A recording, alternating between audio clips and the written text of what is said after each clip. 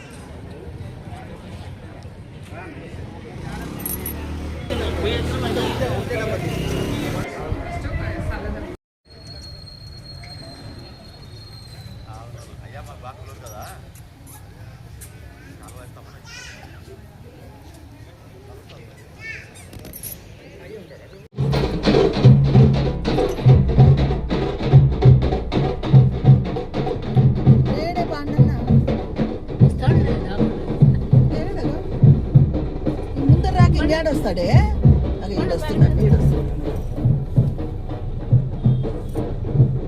మా sisters, brothers అందరికీ నా నమస్కారాలు.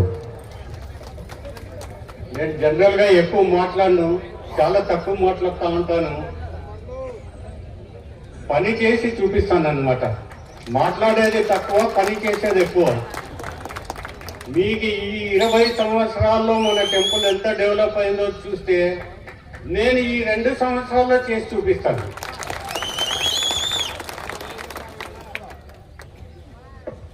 ఇక్కడ మా ఇంటి దేవుడు, దాని నుంచే చైర్మన్ పోస్ట్ తీసుకొని డెవలప్ చేయాలా అనే దీంతోనే మీ అందరి సహకారంతో ఈ పదవిని తీసుకున్నాను. మీ అందరి సహకారం ఉంటే మనం ఈ టెంపుల్ని బంగారు టెంపుల్గా తయారు చేసేదానికి అవకాశం ఉంటుంది. మీ సహకారం లేనిది మనం ఏమీ చేయలేము. ఎందుకంటే మేము ఉండేది 13 మంది. ప్రజలందరూ సహకరిస్తగిన ఎంతో అద్భుతాన్ని స్వర్గసీమ మారి చేసేస్తాము. మీకు ఇదే చెప్తా ఉన్నాను.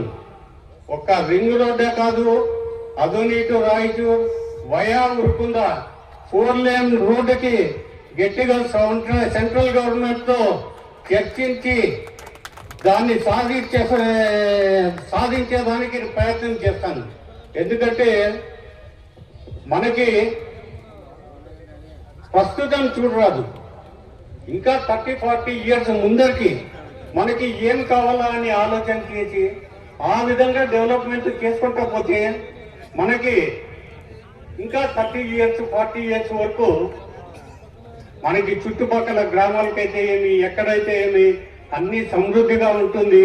మెయిన్గా ఇక్కడ డ్రైనేజ్ ప్రాబ్లం ఉంటుంది, వాటర్ ప్రాబ్లం ఉంటుంది, లేడీస్కి చీరలు మార్చుకోవాలంటే ప్రాబ్లం ఉంది. ఇవన్నీ చిన్న చిన్నవి అయినా మనం చేసేస్తాము, అదేం ప్రాబ్లం లేదు. పెద్ద పెద్ద వర్క్స్ కూడా మీకు తోచిండేటివి ఏమన్నా ఉంటే గినా మాకు చెప్తే గినా ఆలోచన చేసి అన్నిటినీ ఇంప్లిమెంట్ చేసేసి త్వరగా మనం అభివృద్ధి పథంలో పోతాము అని చెప్పి మీకు అందరికీ ఆశిస్తా ఉన్నాను.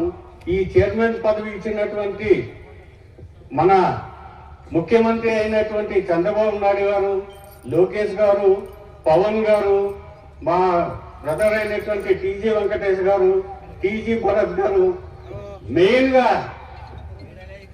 మంత్రాలయం ఇన్ఛార్జ్ రాఘవేంద్ర రెడ్డి గారికి అందరికీ నా నమస్కారాలు. ఎందుకంటే ఒక డైరెక్టర్ కావాలన్నా, ఒక చైర్మన్ కావాలన్నా మన తెలుగుదేశంలో సంప్రదాయం ఏమంటే ఎవరైతే ఇన్ఛార్జ్ ఉంటారో లేకుంటే ఎమ్మెల్యేగా ఉంటారో వాళ్ళదే నడిచేది. అట్లా అని వాళ్ళు బ్యాడ్ క్యాండిడేట్ని సజెస్ట్ చేస్తే గిన సీఎం గారు రిజెక్ట్ చేసి పారేస్తారు.